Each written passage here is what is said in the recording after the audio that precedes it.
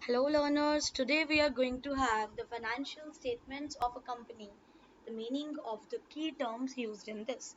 Okay, so starting से start करेंगे from the very beginning, from the first chapter. I'm Alisha Mahajan and मैं आप सबको अन academy पर भी पढ़ाती हूँ, कॉमर्स मैनेजमेंट की कोचिंग देती हूँ. अगर आप भी NTA UGC की प्रेपरेशन करना चाहते हैं, आप भी प्रोफेसर बनना चाहते हैं, so दिए गए नंबर पर ज़रूर कांटेक्ट कीजिए. मैंने इसको डिस्क्रिप्शन बॉक्स पर दे दिया है. So let get started without wasting any time.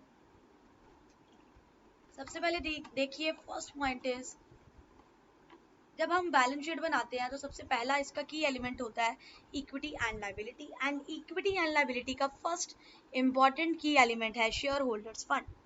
अब शेयर होल्डर्स फंड क्या होता है? शेयर होल्डर्स फंड वो फंड होते हैं जो कि शेयर होल्डर्स के होते हैं. ओके, इसमें चार एलिमेंट्स होते हैं, इंपॉर्टेंट एलिमेंट्स. वो है share capital, reserve and surpluses, money received against share warrants and उसके अलावा कुछ और हो तो वो. रिजर्व एंड सरप्लसेस में भी आगे profit and loss and all आ जाता है, इस कारण इसके एलिमेंट्स बढ़ जाते हैं. सो इम्पोर्टेंटली आप तीन एलिमेंट्स कह सकते हैं इसके इम्पोर्टेंट है. So what are those elements? Those elements are share capital, reserve and surpluses, money received against share warrants. तो शेयर कैपिटल में क्या आता है? It is the amount received by the capital as a capital. Share capital क्या है? Simple amount invested in a business, जो आप business में इन्वेस्ट करते हो. शेयर कैपिटल में आपका इक्विटी, प्रेफरेंस शेयर सब आ जाता है. ओके, इसके बाद आता है guys reserve and surpluses. Reserve and surpluses. So reserve and surpluses में क्या होता है? वो अमाउंट जो आप साइड पर रखते हो कि यार फ्यूचर में अगर कंटिजेंसी आई या कोई भी प्रॉब्लम अराइज करी तो हम ये वाला पैसा उठाकर यूज कर लेंगे. सो ये बेसिकली आपका प्रॉफिट एंड लॉस का क्रेडिट बैलेंस होता है. ठीक है जी. सरप्लस होता है सिक्योरिटी प्रीमियम के रूप में, आपको ये मिलता है शेयर कैपिटल के चैप्टर में. रिजर्व में भी फ्री रिजर्व और कमिटेड रिजर्व. फ्री रिजर्व हो सकता है मतलब जिसका कोई हेडिंग नहीं है, जैसे नॉर्मल रिजर्व जिसका कोई आगे हेडिंग है, सिर्फ रिजर्व एंड सरप्लसेस रखा हुआ है. कमिटेड रिजर्व्स क्या होते हैं? जिनके पर्टिकुलरली हेडिंग लिखी होती है, लाइक ये वाला आपका जो रिजर्व है that is for fixed asset purchasing. याद ये इसलिए है ये आपका कोई भी आपने रिजर्व का हेडिंग डाल दिया है, कोई इसका नाम दे दिया है कि ये शादी के लिए रिजर्व रखा हुआ है. वैसे तो बिजनेस का शादी से कोई लेना देना नहीं है, so that would be called as wrong. मतलब डाइवर्सिफिकेशन के लिए आपने रिजर्व रखा हुआ है या दोबारा से एसेट खरीदने के लिए रिजर्व रखा हुआ है. So these come under this. Okay, surplus. Surplus आपको पता लग गया है, जो अमाउंट आप डिविडेंड के फॉर्म में नहीं देते हैं उसे कहा जाता है. तो वो रिजर्व बता दिया, सरप्लस वो बता दिया. Money received against share warrant. It the amount received against share warrant. Share warrants क्या होते हैं? ये ये आपको फाइनेंशियल राइट देते हैं कि आप इक्विटी शेयर कंपनी के स्पेसिफिक रेट और स्पेसिफिक डेट पर खरीद सकते हैं. गाइस, शेयर वारंट पता कब मिलते हैं? जब कंपनी डिविडेंड नहीं ना दे सकती, उसके पास प्रॉफिट तो बहुत है लेकिन कैश में प्रॉफिट नहीं है. तो जब उसके पास कैश में प्रॉफिट नहीं ना होता तो वो बोलती है कि आप इक्विटी शेयर खरीद सकते हो, लेकिन उसका एक स्पेसिफिक डेट और टाइम होता है, आपको उसी टाइम और डेट पर उसको खरीदना पड़ता है. उसके बाद आता है गाइस शेयर एप्लीकेशन मनी. जब भी आप पहली बार क्या करते हैं, शेयर इशू करते हैं, सो जो फर्स्ट अमाउंट होती है जो आप रिसीव करते हैं वो एप्लीकेशन होती है.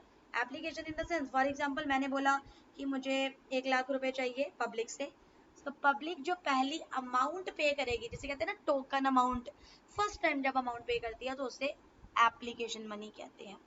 ओके, सो उसी के बिहाफ पर कंपनी को श्योर हो जाता है कि इन्होंने आगे भी हमसे शेयर खरीदने हैं, सो आगे further allotment money, first call, ये बाद में होता है. सबसे पहले क्या होता है? Share application money. ओके, उसके बाद गाइस थर्ड पॉइंट आता है आपका नॉन करंट लाइबिलिटीज.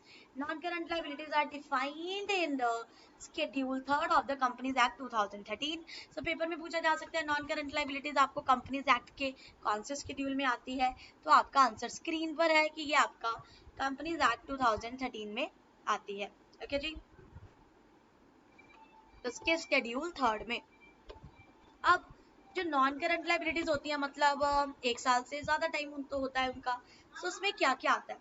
उसमें क्या आता है आपका long term borrowings, deferred tax liability, other long term liabilities, long term provisions. Okay, so provisions वही डाउटफुल डेट्स की जैसे प्रोविजंस बनाई होती है ना लंबे लंबे टाइम के लिए, यार पता नहीं डेटर पैसा देगा कि नहीं देगा, है ना। सो उसके लिए अगर आप लॉन्ग पीरियड ऑफ टाइम के लिए बनाते हो या कोई और लॉन्ग टर्म प्रोविजंस बनाते हो, वो आ जाता है। अब हम बात करते हैं डेफर्ड डेफर्ड टैक्स लायबिलिटी। अब डेफर्ड टैक्स लायबिलिटी का क्या मतलब होता है? Let's talk about it. Deferred tax is a notation asset or liability to reflect the corporate income taxation on the basis that is the same or similar to recognized profit. That taxation treatment मतलब इसे बोला जाता है ये वो है जो कि आपके करंट पीरियड के लिए है, बट अभी तक आपने टैक्स नहीं पे करा, जिस टैक्स को अभी तक आपने पे नहीं करा है। ओके, सो अभी आपने पे करना है, सो उस ट्रांजेक्शन को आप ये कहते हैं डेफर्ड टैक्स लायबिलिटी। चलिए non term long term liability में फर्स्ट पॉइंट है नॉन करंट लायबिलिटी का फर्स्ट टर्म है long term borrowings. Long term borrowings क्या होती है? वो बोरोइंग्स जिनका टाइम पीरियड 12 महीने से ज्यादा है, बैलेंस शीट से ज्यादा है, ऑपरेटिंग साइकिल से ज्यादा है। डेफर्ड टैक्स लायबिलिटी भी बता दिया है, amount of tax on temporary difference between accounting income and tax income. ठीक है जी, it is only a book entry and not actual liability. आपकी एक्चुअल में लायबिलिटी नहीं है, आप सोच लेते हो कि आपके टैक्स में इतना होगा। ठीक है जी, it arises when accounting income is more than taxable income. आपके अकाउंट्स में जो इनकम शो हो रही है वो ज्यादा है, टैक्सेबल इनकम आपकी कम है, तब आप डेफर्ड टैक्स लायबिलिटी को शो करते हो। अदर लॉन्ग टर्म लायबिलिटीज में देखेंगे जो बोरोइंग्स के अलावा कोई और चीजें आ जाती हैं, वो आ जाती हैं अदर लॉन्ग टर्म लायबिलिटीज में। प्रोविजन सेम वही चीज है, 12 महीने से ज्यादा टाइम पीरियड हुआ तो। करंट लायबिलिटीज देखें, करंट लायबिलिटीज को देखेंगे। करंट लायबिलिटीज करंट ईयर के लिए होती है, नॉर्मल ऑपरेटिंग साइकिल के टाइम पीरियड के लिए होता है, 12 महीने के अंदर अंदर होता है। इनका मेन पर्पस ट्रेडिंग करना होता है। There is no unconditional right to defeat settlement at least. हाँ जी,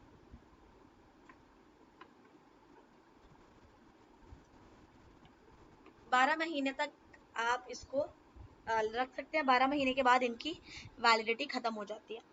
अब ऑपरेटिंग साइकिल क्या है गाइस? देखिए ऑपरेटिंग साइकिल क्या है, it is a time between acquisition of asset and realisation of cash and cash equivalent. मतलब कितना टाइम आपको लगा एसेट खरीदने में और उसको दोबारा से कुछ उससे निकालने में। लाइक फॉर एग्जाम्पल मैंने कपड़ा बनाया है, ठीक है ना, मेरा काम है कपड़ा बेचना। कपड़ा बनाने से लेकर कपड़ा बेचकर जो पैसा आता है उसका डिफरेंस को बोलते हैं ऑपरेटिंग साइकिल। चलिए बात करते हैं हम करंट लायबिलिटीज की। Short term borrowings, trade payables, other current liabilities and short term provisions इसके पार्ट है। शॉर्ट टर्म बोरोइंग्स देख लीजिए, वही वो बोरो किया हुआ सामान जो 12 महीने के अंदर अंदर होता है। ट्रेड पेबल्स, ट्रेड पेबल्स में आपका गाइज आ जाता है, अगर हम बात करें bills payable, sundry creditors. Creditors वो लोग होते हैं जिनको हमने पेमेंट करनी होती है, जिससे हम उधार लेते हैं, जिससे कंपनी उधार लेती है। ठीक है जी। अदर अदर करंट लायबिलिटीज में आ जाता है शॉर्ट लायबिलिटीज, कोई और जो बोरोविंग्स में नहीं आता, ट्रेड पेबल्स में नहीं आता। अब आप कहेंगे मैम बोरोविंग्स तो ऊपर भी थी, वो बोरोविंग्स वो थी जो 12 महीने से लंबी थी, ये बोरोविंग्स 12 महीने से कम टाइम पीरियड के लिए है। शॉर्ट टर्म प्रोविजंस, वही हमने प्रोविजंस मेंटेन करके रखी है यार, खर्चा भी आ सकता है, वो खर्चा भी आ सकता है, क्योंकि लाइबिलिटीज का प्रोविजन बनाना बहुत जरूरी है। रीजन बीइंग कि हम अपने खर्चे शो करवा सके, ये भी एक रीजन है। ठीक है ना। अब एसेट के बारे में बात करते हैं। सबसे पहले आती है non current asset. Non current asset में भी सेम वही हिसाब है, fixed asset, non current investment, deferred tax asset. वो लायबिलिटी था, अभी एसेट है। जब आपने ज्यादा पे कर लिया होता है तो आपको बेनिफिट देता है। Long term loans and advances, वहां पर एसेट लोन्स होता है, यहाँ पर एडवांस वर्ड का यूज करते हैं कि कंपनी ने एडवांस दिया। जब कंपनी एडवांस देती है तो वो एसेट होती है। चलिए बात करते हैं सबसे पहले फिक्स एसेट। फिक्स एसेट में पहली है टेंजिबल, जिनको हम टच कर सकते हैं, that is land, building, machinery, computers. Intangible asset, जिनको हम टच नहीं कर सकते, ये क्या होता है? जिनको कुछ नहीं कर सकते, देख नहीं सकते हैं, patent, trademark, computer software, capital work in progress. Capital work in progress में गाइस क्या आता है, कुछ आप टेंजिबल एसेट को डेवलप कर रहे हो, कंस्ट्रक्शन कर रहे हो, अभी बनी नहीं है, तभी से वर्क इन प्रोग्रेस कहा गया है। अभी वो प्रोग्रेस में है, गाड़ी में है, अभी बना नहीं है। इंटेंजिबल एसेट, इंटेंजिबल एसेट्स आपकी होती है भाई अंडर डेवलपमेंट, मतलब आपने एक्सपेंस कर दिया है थोड़ा बहुत, बट अभी पूरी बनी नहीं है, ठीक है ना, उसे बोलेंगे इंटेंजिबल, जिसको आप टच नहीं कर सकते हो, है ना, पेटेंट्स, कॉपीराइट्स, लेकिन अभी काम पूरा नहीं हुआ है। नॉन करंट इन्वेस्टमेंट में क्या होता है, जो 12 महीने से ज्यादा है, ऑफ कोर्स। ट्रेड इन्वेस्टमेंट क्या है, ट्रेड इन्वेस्टमेंट वो है जो आप अपने बिजनेस के लिए करते हो। डेफर्ड टैक्स एसेट क्या है, ये भी आपका टेम्परेरी डिफरेंस है अकाउंटिंग इनकम और टैक्सेबल इनकम में। इसमें तब है जब अकाउंटिंग इनकम आपकी कम होती है, टैक्सेबल इनकम आपकी ज्यादा होती है, तब आपको वो एसेट का बेनिफिट होता है, आपका नेक्स्ट टाइम वो यूज होता है। Long term loan and advances पहले से बता दिया, जब कंपनी उधार देती है। अदर नॉन करंट एसेट भी इसके अलावा। करंट एसेट देखेंगे, करंट एसेट वही जो 12 महीनों के अंदर जिनका टाइम पीरियड है। कैश एंड कैश इक्विवेलेंट आ जाता है इसमें। फिर उसके बाद आपके आ जाते हैं सिक्योरिटीज आ जाती हैं, है ना। सो ये सारे टर्म्स आपके आ जाते हैं। ट्रेड रिसीवेबल्स आ जाते हैं, बिल्स रिसीवेबल जिसे कहते हैं, बिल देते हो ना आप, तो कस्टमर को बिल दे दिया, वो ट्रेड रिसीवेबल में आ गया। करंट इन्वेस्टमेंट जो 12 महीने के अंदर हम चीजें खरीदते रहते हैं, आप अपना स्टॉक वगैरह खरीदते रहते हो, इन्वेंट्री उसे बोलते हैं, है ना, सेल करने के लिए जो आप चीजें लेते हो। ट्रेड रिसीवेबल वही 12 महीने के अंदर अंदर आपने किसी को गुड्स बेचे हैं, उसके बदले में आपने उनको बिल रिसीवेबल दे दिया, ट्रेड रिसीवेबल दे दिया।